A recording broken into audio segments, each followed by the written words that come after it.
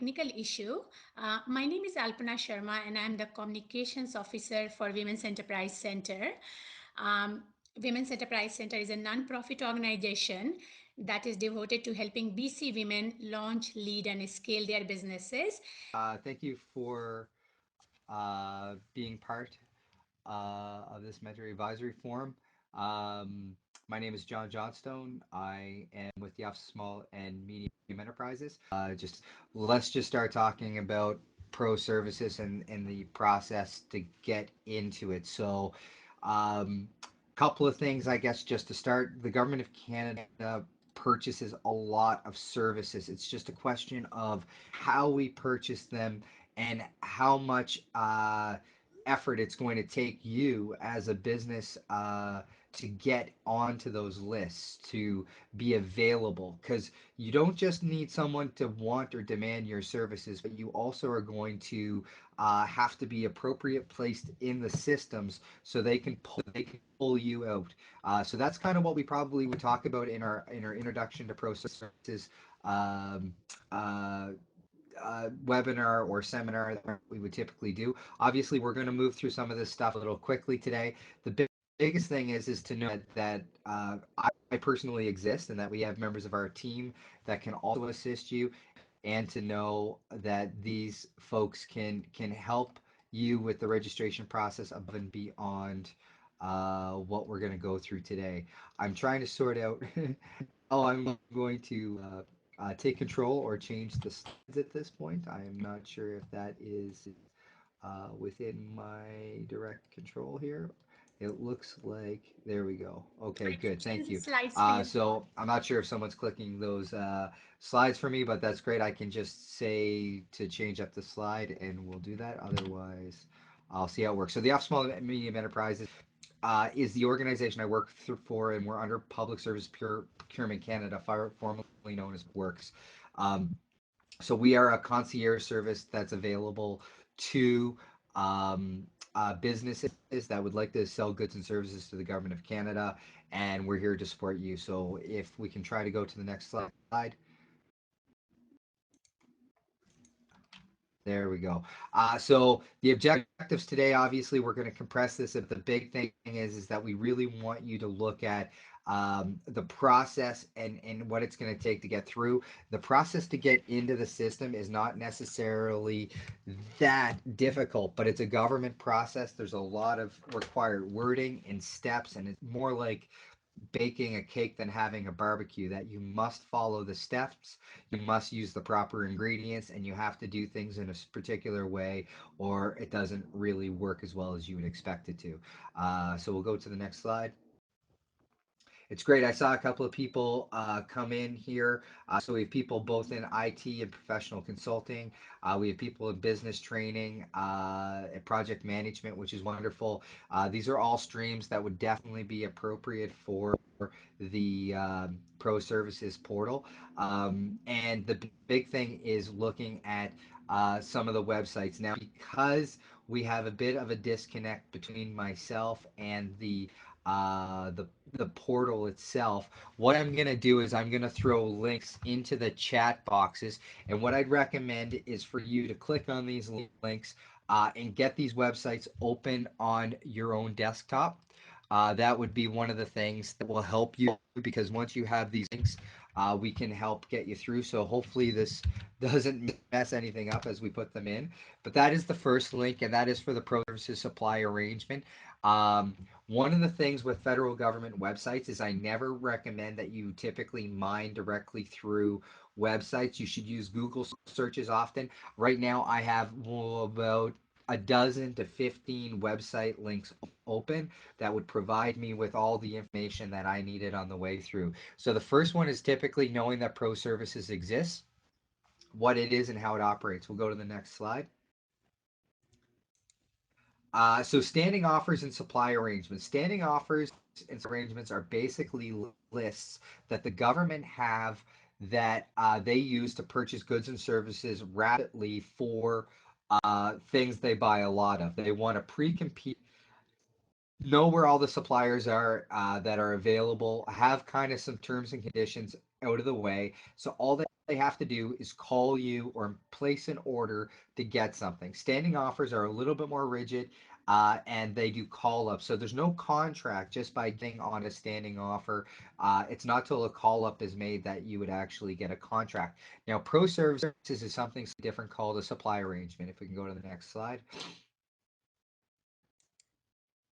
So supply arrangements are basically pre-competed instruments you get on a list, but then there's actually a smaller competition once there's a requirement. So they do like a mini RFP process that allows you to bid on it. This is an important part because just because you get onto the list doesn't mean you're done your work. You need to then be actively watching for contract opportunities to come up because they basically do calls against the supply arrangement, and then you do a small competition that would you would provide the members of your team your pricing for the scope of work, and how you're going to meet the deliverables and potentially references that are directly related to the scope of work being presented. Next slide. So some of the most frequently purchased stuff off of Pro Services are in line with what people have suggested here. Now there is a list of streams that will come up during this process that you have to have an awareness of, and I'm just going in right now, and I'm gonna try to pull up the information on the list of streams, which will come up in a second here. Streams and Pro Services. I'm going to hit this link and stand by.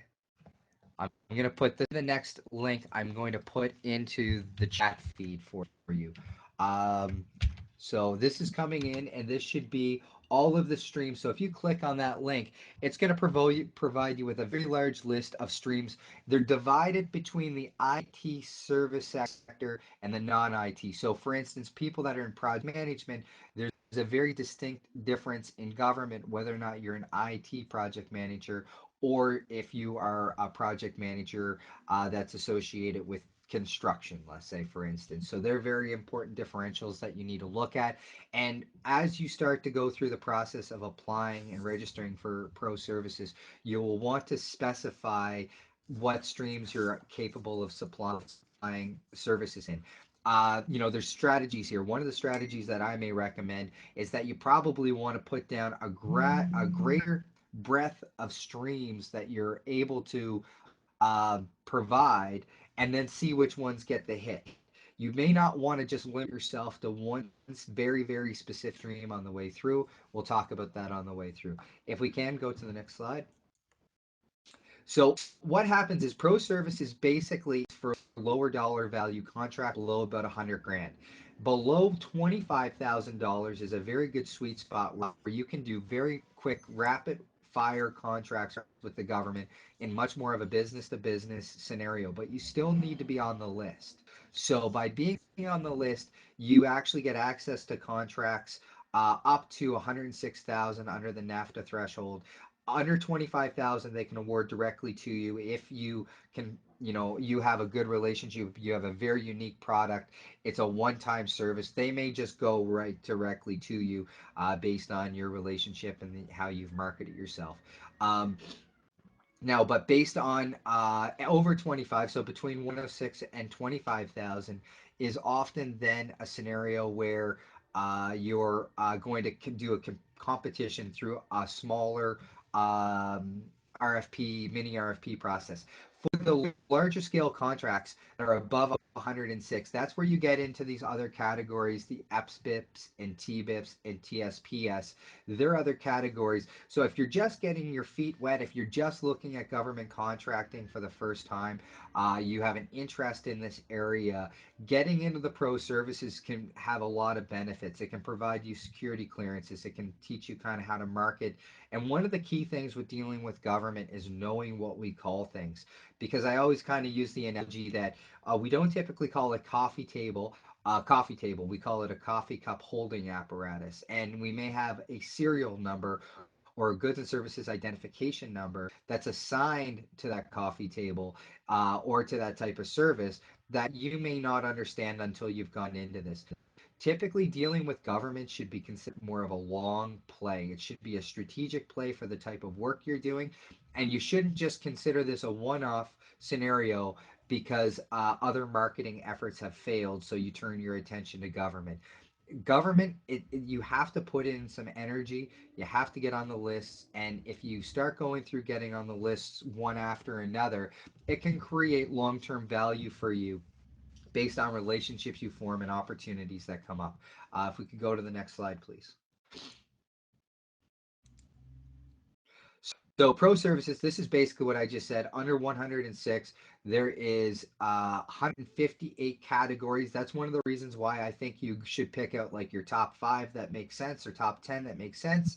And then you want to start looking at them. The pro services is a feeder into larger scale contracting that would happen above the 106 threshold. If we can go to the next one.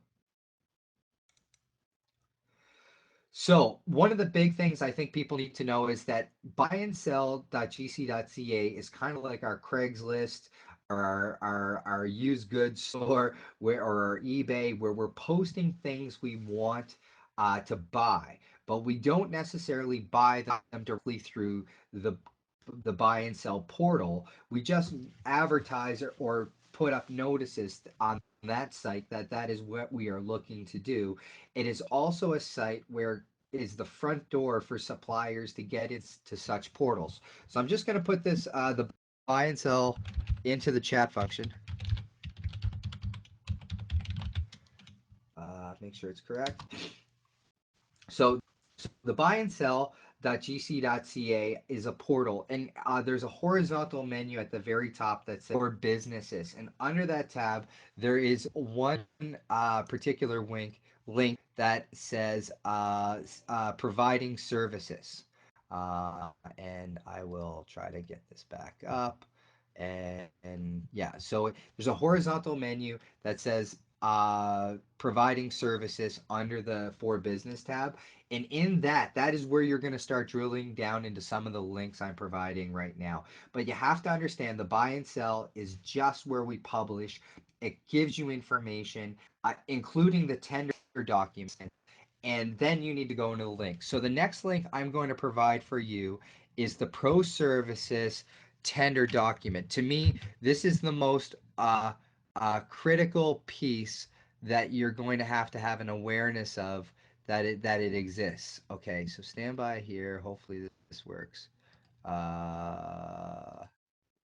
I'm gonna come back in and I'm going to copy that link. This is going into the chat field right now. This is the tender document that you need to have. This is basically our advertisement that goes on the buy and sell website that you need to have to start the process. If you go into this document, which I recommend you open this into a different tab on your web browser, also, for people on the line, if this is making sense, maybe just give me a thumbs up or a happy face emoji into the chat field so I make sure that what I'm doing is making sense for you. And if you have any questions, thank you. If you have any other questions as well, you can just also let me know as we go, because I'm kind of doing this in a way where I'm not exactly 100% sure how the information is moving, and I want to make sure that you're getting what you need. So with this document that I just provided, the last link, scroll to the very bottom. Scroll to the very bottom, and there's a thing called solicitation documents. There's an English document that has 776 unique downloads. There's also a French document with 44 downloads. Click on the English document and open that up in a different window. And that document has all of the required information to basically get into pro services. So even if we ended this webinar right now, the fact that you know that this document exists and you have it and you save it in your web browser will give you a little bit more to get through. Okay, so I see that someone's actually doing this through a mobile device. I will absolutely share this set of links after the session as well. So no problems there. So what the link I just sent you though is the notice that is on the buy and sell, And the critical page of this document, and I'm going to pull this up, is I'm trying to do this in a way that I don't negatively impact anything I'm showing you. I believe it's page 47. There's a thing. So at the end of this document, there is an attachment A, attachment B, and attachment C. Attachment B of this document uh, has a step by step process in government terms of how to actually register for pro services. The problem, first of all, was ever knowing this document existed, knowing how to get to this PDF, this actual tender document, and then knowing that the information is actually located in attachment B. So right now, if everything kind of ended right here, you would have a step by step guide of knowing how to get through this process. The problem is, how did we actually get there without me being here? And that's a bit of a problem we face in government is how we market it and how we do education and how we provide information. So at the end of the day, this is one of the key pieces. And so the tendered notice is the document I just provided. Okay, so that is from our presentation, that is one side of the equation. The other side now is now that you have the step by step information, where do you go next? And what we would then do is we would go to this thing called we'll just use an acronym and call it the CPSS portal. But I'm going to pull this up next, and I am now providing copy and paste a link for the Centralized Professional Services ePortal. So this portal, the link I just sent you is the front page of the portal that provides all of the step-by-step information to get into this one. So when you get into this portal, it's basically like registering on a lot of other government and otherwise services. Oh yes, thank you. Yeah, we'll send out all of this stuff to everybody. Um, so one of the things is that there's two things you need to register in when you start the process. One is that you have to get what's called a procurement business number. We call it a PBN in government. And again, what I would typically do is just do a search to get to that. If we go to the next, I don't want to drill too far away from our slide. So perfect. This is where I wanted to go next. So the procurement business number is basically the government of Canada and specifically Public Works is a unique identifier for your company. So we have this thing called the SRI, the Supplier Registration Information Database, where we basically ask you to register. And once you register in there, we actually, it's a pretty straightforward process. It's going to take hopefully no more than an hour, hopefully more like 20 minutes to get in. You basically are going to go in, do the tombstone data for your company. You're then going to provide us with your business number or GST number. The business number is going to be used to generate what is called a procurement business number. And the number you get from us is basically going to look like your business number with different suffix, PG0008 or something along those lines. Once you have that number, if we can go to the next slide, then you're going to move into the centralized professional services portal, which is the link that I just provided. I didn't do a link for getting a PBM, but I'll do that right now. So just standing by for people online. I'm just checking on the buy and sell, and I'm going to put into here the link that's required for the procurement business number. And I mean, it's nice to have the presentation deck, but these links are your step-by-step process to get in here. So register as a supplier. So under the For Business tab on the buy and sell website, there's one link that says register as a supplier. I'm going to grab this link, which looks ginormous based on how it's set up here, and I'm going to provide that. And then what I'm going to do right is I'm going to say link above for PBN, procurement business number. So hopefully that works. So basically, like I said, in this, you just go in Tombstone Nation for your company. You're going to put in your business number. They're going to send you another email. You're going to do a confirmation based on the email that's sent, and then you're going to finish the registration process. You're going to then go from there basically into the Centralized Professional Services portal, ePortal, and you're going to do a more comprehensive registration process, but very similar.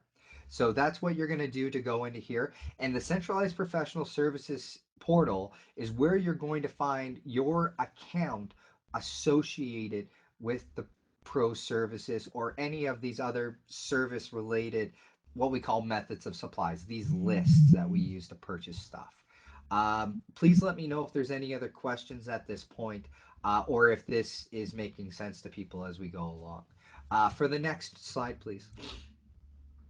So this is basically a bit of the walkthrough for the CPSS ePortal enrollment piece. So this is kind of what you should see when you're going into the enroll in the portal, and it's going to take a bit of maneuvering to make your way through it, and get the right information. But remember a couple of things with any of these government portals. One is that you have to use your legal business name. Uh, so the legal business name for a sole proprietorship is often your name. So it could be John Smith is the name of the company, even though your operating name is Fridays Are Awesome, right? Like, so at the end of the day, you have to use your legal business name and your business number to register in most of our portals. That also means that in the future, when you're searching for your company, even though you may provide us with your operational name, which is Friday is Awesome, you still need to know that all of your documentation is linked to your legal business name and to your business number and your procurement business number. So you want to keep that information, in your book. You keep all your security codes in, or in an email to yourself that's searchable. You want that information somewhere, because it's going to be really when you need that information when you're going after a tender. You may not have as much information, time, so you may want to have that really available. If we can go to the next slide, please. So logging into the CPSS portal, kind of once you've registered, this is kind of what you'll look like for getting into the front pages of the portal. Um, I'll just describe it a bit because I know some people are on mobile devices and what have you. It's a Public Works Government of Canada website. You're basically going to go into this once you've done the registration piece, then getting into the portal is rather straightforward.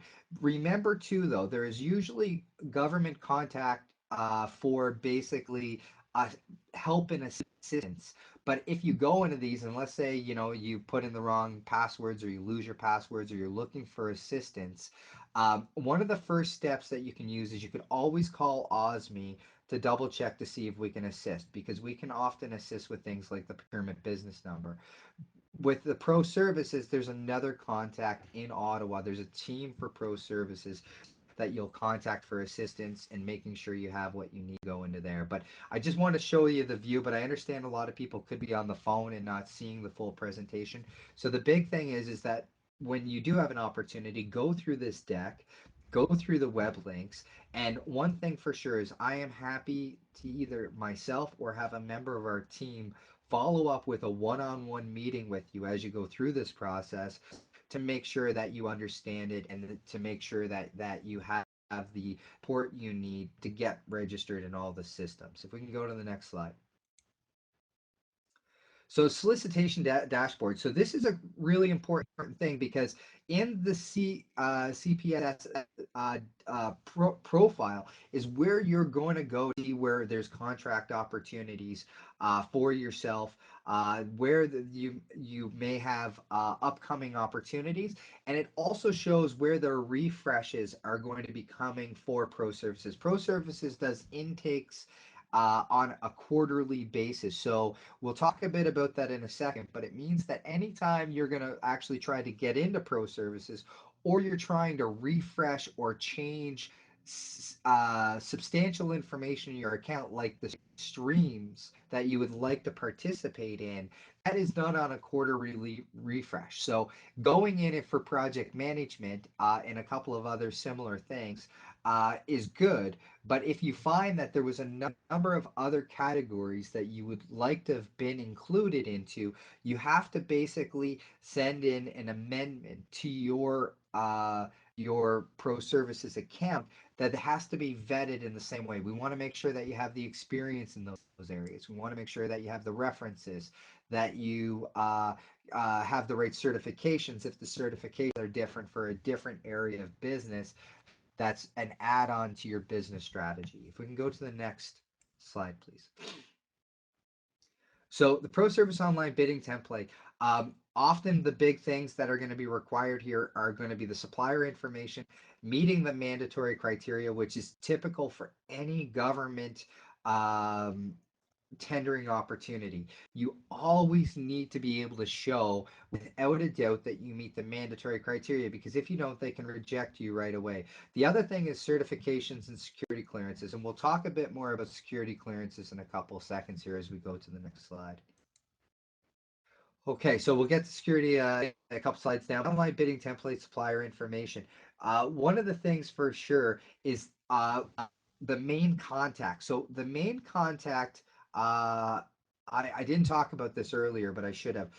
One of the big things with the government is that when you put in an email address, the name of a main contact, and a phone number, that account is then connected to that main contact, not necessarily the full business entity. You can't have someone else go in with their own email address and operate that. So you need to be very, very specific in the contact you choose to represent your company on the way through. So then when you're doing this and you're setting up your contacts, that would be an important piece to remember. You can obviously change these after the fact, but you need to have an awareness of who's listed on there as your main contacts for your company and how you're receiving information from the portal and interacting with the portal. If I could go to the next slide.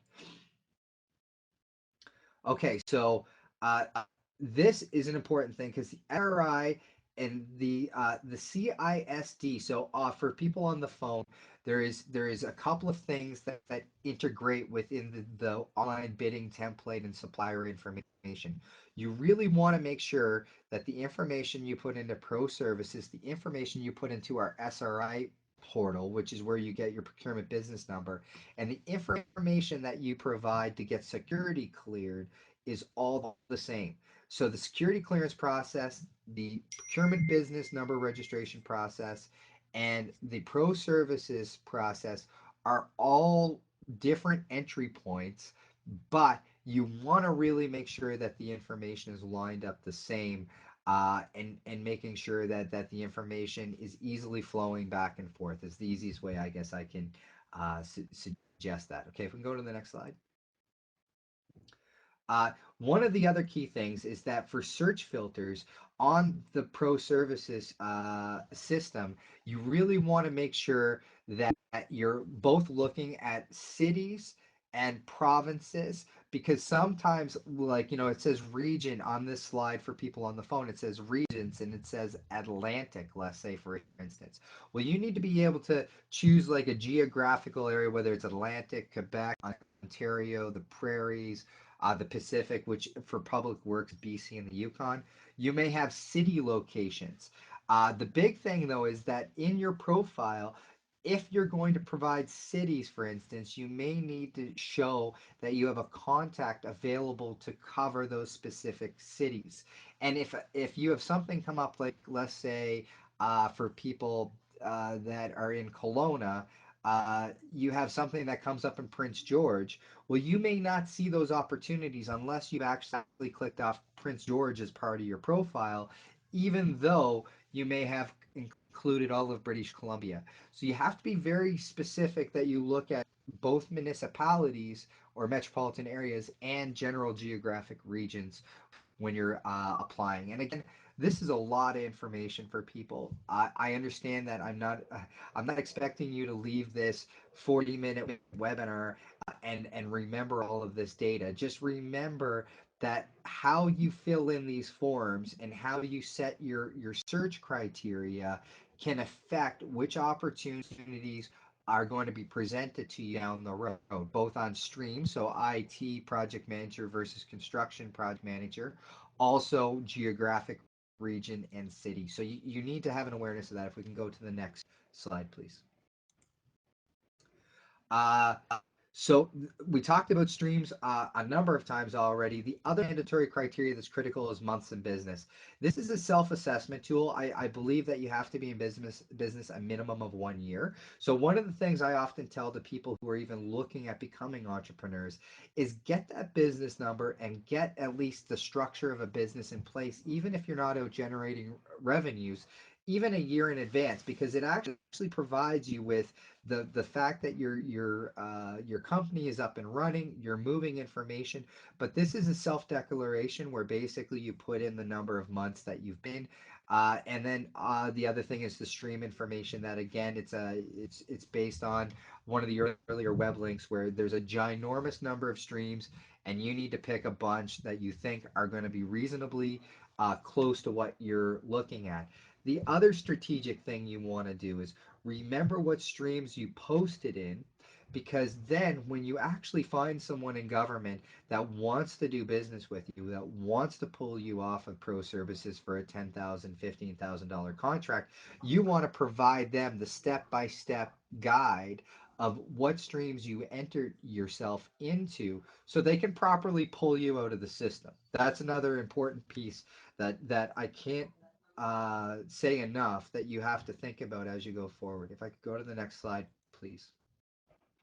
So this is basically talking exactly about that you need to basically be in business for 1 year, and this will be something you do as part of the certification process. Go next slide, please.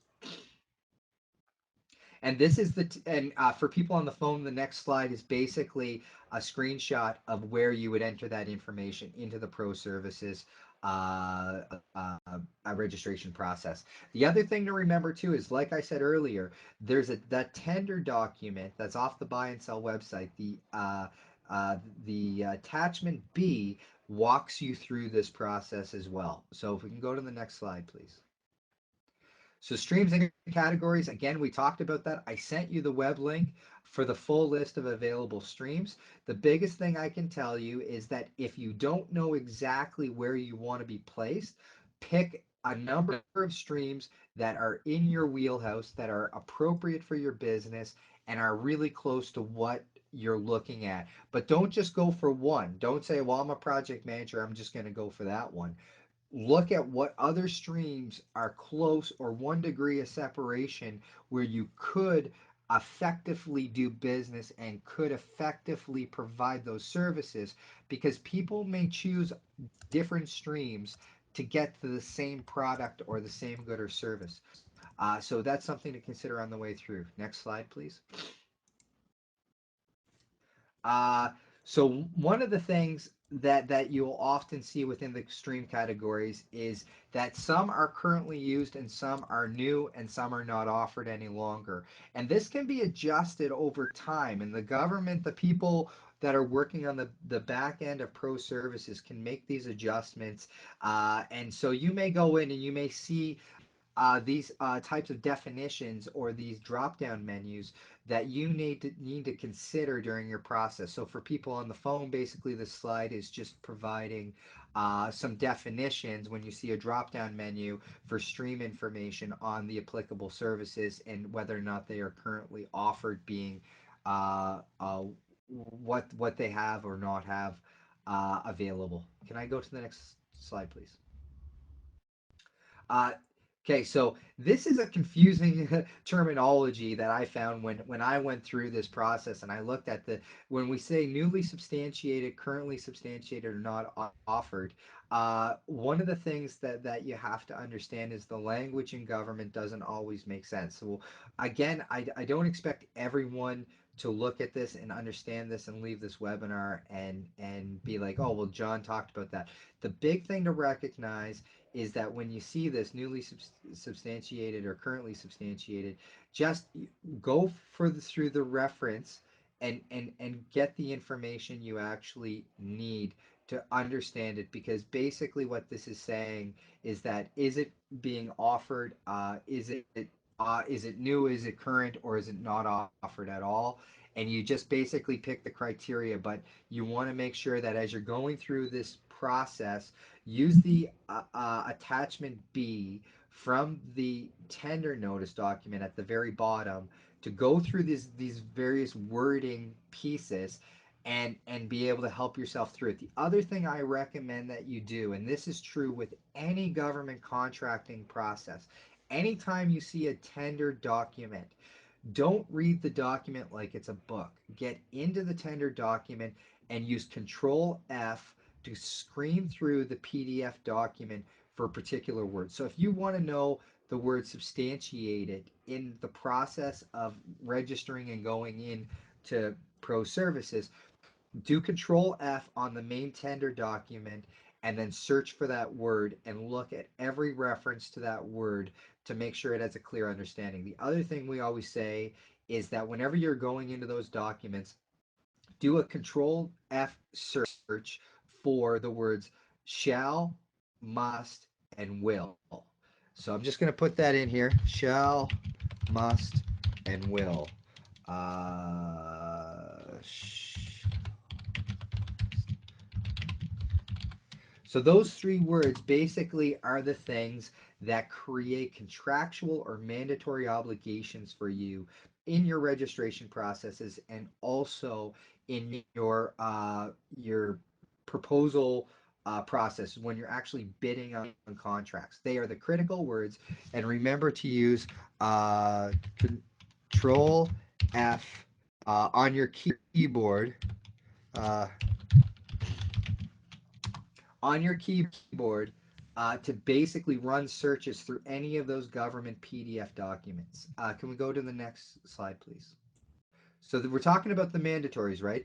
These are the things where, like, the mandatory criteria on number of months in businesses, the criteria for stream categories, criteria for certifications. The biggest certification issue people typically face is associated with security clearances, and it's number one on this certification list. I'm going to put another link into the chat window right now associated with the industrial security program. We can provide more details on this, but one of the value adds of looking at ProServices is the fact that it actually gets you into the queue for government organizational security clearances, which you often need in a professional services environment whenever you're dealing with government documents that are of protected B level, protected A, protected B level documents, anything that's HR related, anything with anyone's address. If you're working with documents as a company, you should be looking at getting the security clearances. The process can take a couple of months, but it's not a couple of months of work. It's like filling out 5 to 7 forms. Then you get them into the queue, and then that's going to spit out security clearance at the end for you and your company, that allows you then to clear your company personnel as well. It is Applying for ProServices is one of the easiest ways to get into the queue for security clearances. I'm noticing the time. I know we started a bit late, and I apologize for that. But are there any immediate questions or concerns as we move forward talking about certifications? I'll just give it a quick second in the chat window. If you need time to type, you can just put a question mark while you type out a question, and I'll pause. I'll give it a couple more seconds, and then I'll keep moving forward. And hopefully, if it's okay with everyone, I'll take an additional five minutes beyond our scheduled time here to kind of keep going. If we can go to the next slide, please. So this is what I was just talking about, security requirements. The biggest thing I can tell you on this webinar is that there is a process. ProServices will put you into the queue. We can answer any of your questions through our office, and you've got this website link. It's not a difficult process. It's about 5 to 7 forms, but if you're reading these government forms and they seem like you're reading an alien language, give us a call and we can talk you through on some of them, because I know if I'm coming home on a plane from an international trip and I have to fill out the form on the airplane for customs, I don't always feel confident in just filling out that form, let alone a number of things. Do interior design and architectural services fall under pro services? Yes, they do. So there's drafting. A lot of the architectural and design services are going to be, of course, under 100,000. There is stuff associated with drafting as well. There is another uh, uh, thing that you need to. Yes, the presentation will also be available to you, but I'm just going to pull up slightly out of context. But PWGSC. There's another system for the person who just asked that question regarding architecture, services, and design, and it's called Select. This would be for some drafting services and other elements. I'll just get to that in a sec. But back to security clearances, the big thing to remember is it's great to use pro services and to use our office's services to get through the security requirements. We'll just leave it at that. We'll move to the next slide.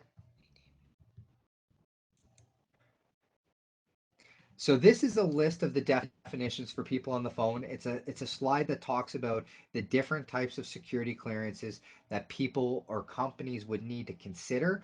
One is like where you're holding information and you need to be cleared to access government sites. The other one is where your facility is housing government information as well. So that would be the second piece there that you would have to look at.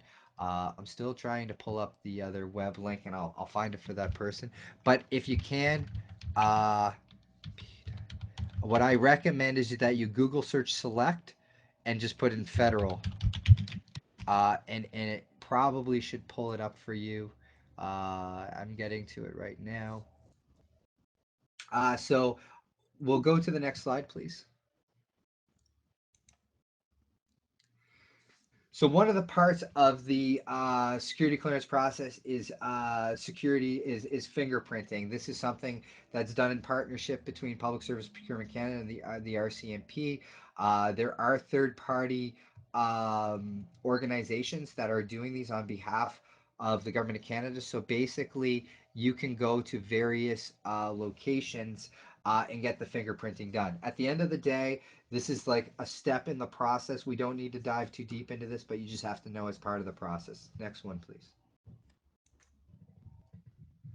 So credit checks is another piece for the government of Canada. One of the biggest things that we're often concerned about is potential of fraud, potential of people having issues with their credit that may lead them to being vulnerable to making unethical choices, I guess is the easiest way to say it. So that's one of the reasons we look at that. And it's one of those things that you'll have to have an awareness of as you go through the process. Next slide, please.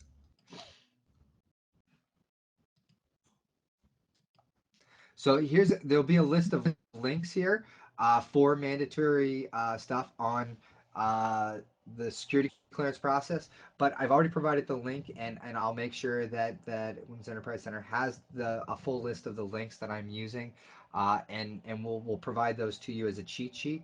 What we'll do is we'll make sure that you have them. And like I said, the big thing for me is that this is probably 5 steps into the process where it's important for people to at least get the process happening to start on the way through. And there are webinars. We can provide you with information from our office, and also the folks in Ottawa that are running the security clearance process are really good as well. Next slide, please. And again, this is the contact information for the security clearance process. If people want a little bit more detail or have specific questions on the security clearance processes at this time, please just let me know in the chat window and I'll go back and we'll look at that a little bit more in depthly. Otherwise, I'll move to the next slide. So submitting, basically, once you get through everything, you do have the opportunity to save during the pro services registration process. You can save and go back, to my understanding. But the big thing is to make sure you are saving and you make sure that you hit the submission receipt. And there's a very now what I've been told by a number of people who've gone through this process is that you have to be very particular on how you do the submission process. It's not as obvious as it should seem, and you need to be very vigilant on this part of the process to save the information and then submit. So typically the best thing to do is you fill in all of the information, you do a save, and once you've done a save, then you're going to submit and you're going to double check and you will hopefully receive a submission receipt. If you don't receive a submission receipt in the process, like any other thing you do online, you want to go back in and double check how it actually went forward. Okay, if I could grab the next slide, please. So I talked about this at the beginning of the process that basically we are only issuing new lists. We're almost issuing new lists quarterly. So the big thing you want to do at the end of the day is periodically check in. But know if you submit now in November, what's going to happen here is that it's not actually going to it will be looked at. There's a closing date coming up actually in December, but the evaluation process can take up to 3 months. So you have to have an awareness of that, and you have to be able to properly position yourself. If we can go to the next slide, please. So often, I mentioned this earlier, save often. Make sure you keep good notes. You keep all of your information on the way through. Attachment B is your like roadmap through this process, as well as staying in touch with us at OSME, of Small Medium Enterprises, and we'll provide our contact information along with the deck. And of course, you can always go through the Women's Enterprise Center to find us. The security clearance will take time. You need to be very specific in how you fill out the forms, and we're happy to provide support in that as well. But at the same time, there are people in Ottawa. There are webinars online as well that you can go through as well. The submission site is quite easy to navigate for a government website, but it doesn't mean it's wonderful. You want to take your time. The other thing is you have to go through that tender document that I've posted as a link on the Buy and Sell website. That's where that page 47, where attachment B begins, gives you the walkthrough guide. Next slide, please. So OSME, our office, in partnership with the Women's Enterprise Center, do other seminars as well. We do strategic seminars on doing business with us, marketing your goods and services to the Government of Canada, how to sell to industrial or institutionalized clients, obtaining the security clearances, like I said, and how to bid on government contracts. So we're often doing these seminars. We would love to have you contact us, and we'd be happy to provide more information as we go. So that kind of ends it. I know that I really appreciate your patience on the way through as we were getting everything up and running, and we had some technical difficulties. But thank you for staying on the line. If you do know people that actually ended the call early because they were unsure, please let them know that I'm happy to follow up and provide the information, even on one-on-one sessions with them. Is there any other questions before we end? Hi, John. This is Alpana. So, thank you so much for all the valuable information that you provided today. I I'm still waiting especially to want see to if any other thank questions come in. participants for If their people patience. can let me know if this was of value, if they'd like to follow up, just fire into the chat window either a smiley face, frowny face. Let me know if things have worked. I know that this is like a fire hose of government information. We're not expecting you to remember everything you saw. You will have the decks, you're going to have the web links, and you can follow up with me or a member of our team as well as you go through this process. Yes, you can certainly follow up directly with me on any of your questions specific to your company or your streams. And My name is now up on the slide. So it's John Johnstone, John period Johnstone at pwgse.gc.ca. I am located in Victoria, but obviously, just like this webinar, I can provide service anywhere. And I'm happy to go through this while you're in front of your computer. I can fire you the links real time, and you can look at all the information. Any other final questions or observations on today's session?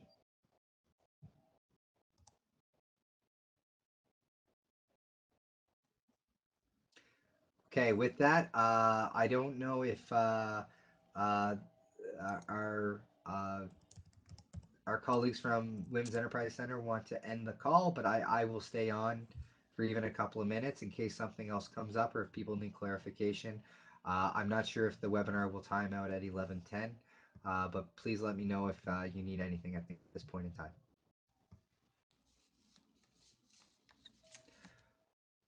So our healthcare services considered pro services.